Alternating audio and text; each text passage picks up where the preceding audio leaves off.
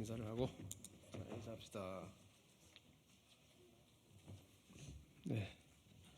예, 존경하는 국민 여러분, 더불어민주당 감사원 정치감사 진상규명 TF 단장을 맡고 있는 국회의원 송기현입니다. 감사원의 정치감사가 도를 넘고 있는 상황에서 그저께 대전고등법원은 이런 감사원의 행태에 제동을 거는 유의미한 판결을 내렸습니다. 이에 감사원의 행태를 없는 경고하고 감사원 국정조사를 촉구하기 위해 오늘 이 자리에 섰습니다. 같이 참석해 주신 의원님들을 잠깐 소개해 드리겠습니다. 옆에는 박주민 우리 더불어민주당 원내수석이십니다. 옆에는 김한규 의원님이시고요. 옆에는 양효원영 의원님 함께 하셨습니다. 우선 네, 계속 기자회견문 읽도록 하도록 하겠습니다. 최재해 감사원장, 유병호 사무총장이 기획하고 주도한 감사원의 과거 정부에 대한 보복감사가 전 정부 흠집내기에 불과한 정치감사였음이 속속 드러나고 있습니다. 그제 대전고등법원은 월성원전 감사 방해로 기소된 산업부 공무원들의 혐의에 대해 무죄를 선고했습니다. 이번 무죄 판결은 감사원이 월성원전 감사를 얼마나 무리하게 진행했는지 보여주는 사례입니다. 유병호 당시 공공기관 감사국장이 작성한 문건에는 시나리오를 암시하는 문구가 들어있었습니다. 본인들이 미리 내놓은 결론을 짜맞추기 위해 무리하게 감사를 진행하며 무고한 사람들을 범죄자로 몰아갔습니다. 하지만 2심 재판부는 판결에서 공용 전자기록 손상죄, 감사원법 위반, 방실 침입 혐의 등 검찰이 산업부 공무원에게 적용한 혐의 모두 무죄를 선고하며 오히려 전문성 부족 등 감사원의 내부적 사정으로 이 사건 감사가 지연되었을 가능성도 상당해 보인다고 강조했습니다.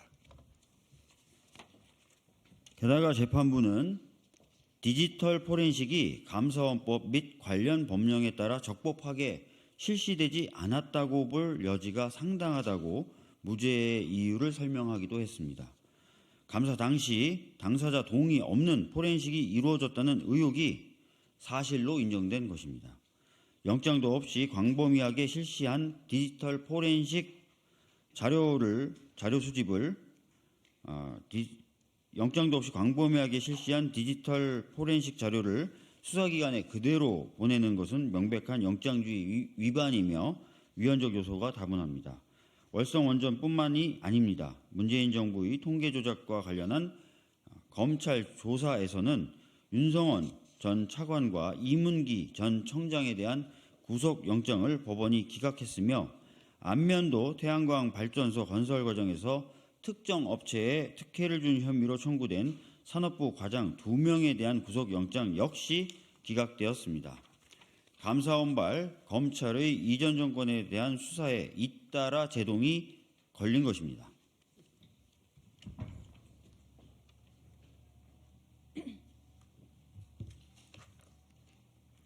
그럼에도 불구하고 최재해 감사원장은 신년사를 통해 통계 조작, 서해 공무원 피살 대응 등에 관한 감사를 성과로 꼽았으며 코로나19 확산 대응 과정 분석을 올해 역점적으로 추진할 과제로 소개했습니다.